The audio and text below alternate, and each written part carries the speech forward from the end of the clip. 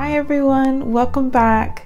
So we're gonna now focus on the lips. It's the same technique, two-step process, following the directions and going from there. If you have not done the eye tutorial, no worries, you can continue to do the lips and then go back and do the eyes. So let's get started. Materials you're going to need are pencils, thin black marker, eraser, ruler, sharpener, and a blending tool. For your blending tool, you can use a Q-tip or tissue paper, anything that's smooth that you can kind of twist and roll up to use to blend with. And for pencils, obviously you can always just use a regular pencil, but if you do have drawing pencils, I'm using the HB, the 4B, and the 6B. The HB is great for outlining your shape because it's a hard pencil, and then the others are softer pencils, so they're great for blending as well as shading in dark areas. Okay, so let's start with practice 1. The first thing you're going to do is create a little V, kind of like the V between a mountain, and then you're going to connect the two ends of that mountain together, creating a curved line. From there, you're going to go ahead and do the same for the bottom. You'll take both ends and kind of create like a half circle. In that space, you're going to create another curved line, which then kind of starts to build out the shape of the bottom lip. From there, you'll take the two corners and draw a little V on both sides. Next, you're going to put in your center anchors and start to use that as an indicator to draw your teeth. As you can see, the teeth are really easy. They're just like tiny half rectangles, and then just make sure that as you're drawing that you use your HB pencil to darken the teeth and the outline of the mouth, and then you can switch your pencil to shade in that darker area inside where the tongue would be. The next step is to just put in your lines as well as the areas that you're going to be shading in your shadows. As you can see, I'm outlining the bottom part of the lip as well as the top part of the lip to say that's where my shadow is going to cast. And then in the center of the top lip and the bottom lip is going to be where the light source is hitting. So I'm going to leave that white.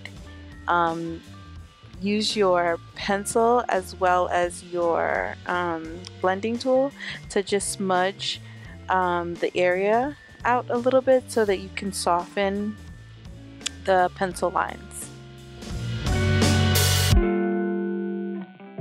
What gives you the three-dimensional perspective is the varying of shades of black and gray that you apply to your drawing, as you can see demonstrated. So the more and more you blend out your hard lines and start to really delineate the dark areas and bright areas, that's when you start to create that value that then kind of makes the image pop off the page. So don't be afraid to keep slowly adding more layers and layers to your work, because that's what's going to really make it look realistic. We're coming to the end of this practice.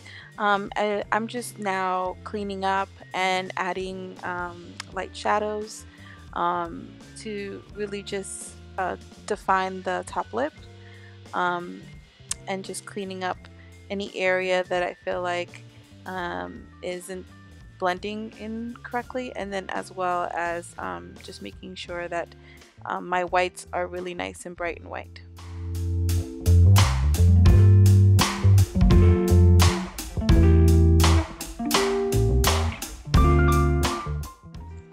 In practice 2, we're going to draw the similar type of mouth where the mouth is open, but you're going to see more teeth this time around.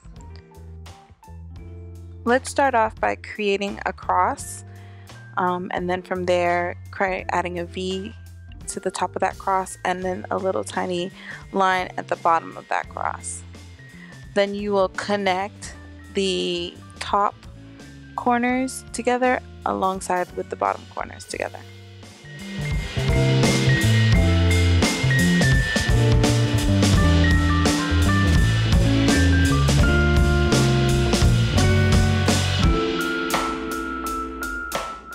Here it gets a little tricky. I want you to create another little V, maybe 1 or 2 centimeters down from the top of the lip, and start creating these little cloud-like pillows for the inside of the mouth. So you could just imagine if you had your mouth open and you were creating the wrinkles and the creases inside the mouth, and that's kind of how you do it, is by creating these little pillows.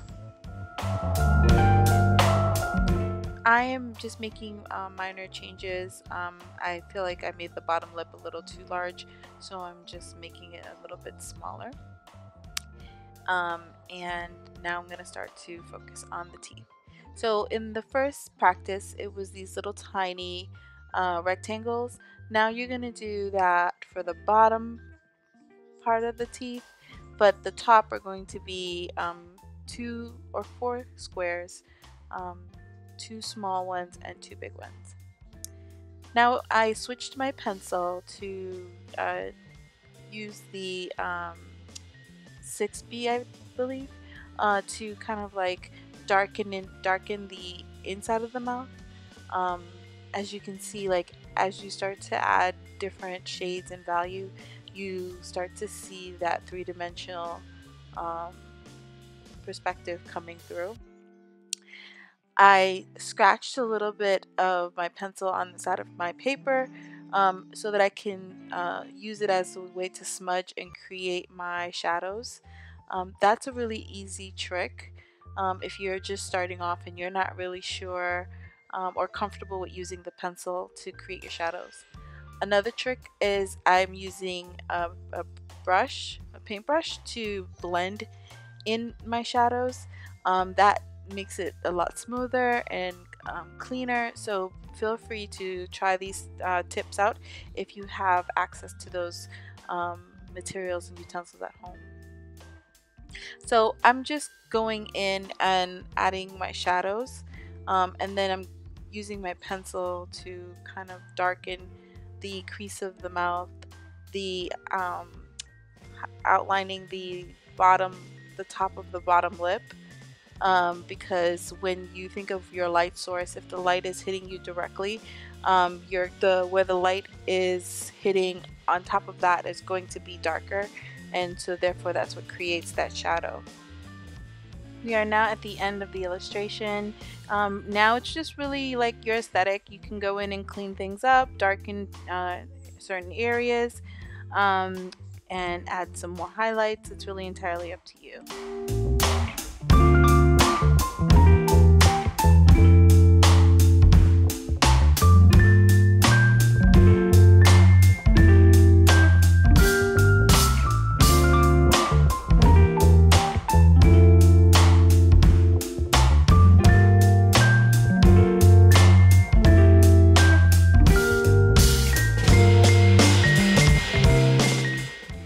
As always, I just want to emphasize practice is key.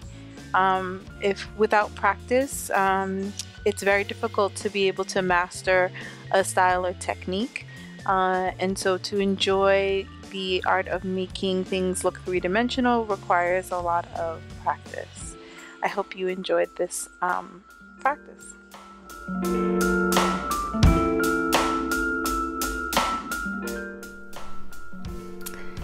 I hope you enjoyed this lesson. I really enjoyed putting it together for you guys. I guess from this point on, it's really just understanding that practice is key. You have to practice. So take the 2 tutorials that you've just watched, the eyes and the lips, and just keep practicing and practicing. Next week we're going to focus on the nose as well as outlining the face. And then by the end of the month we'll be able to have a full face. How awesome would that be? Anyways, I hope you enjoyed the lesson again, and remember, email me all of the work that you've been doing so that I can see and share, and have a wonderful day. Bye everyone.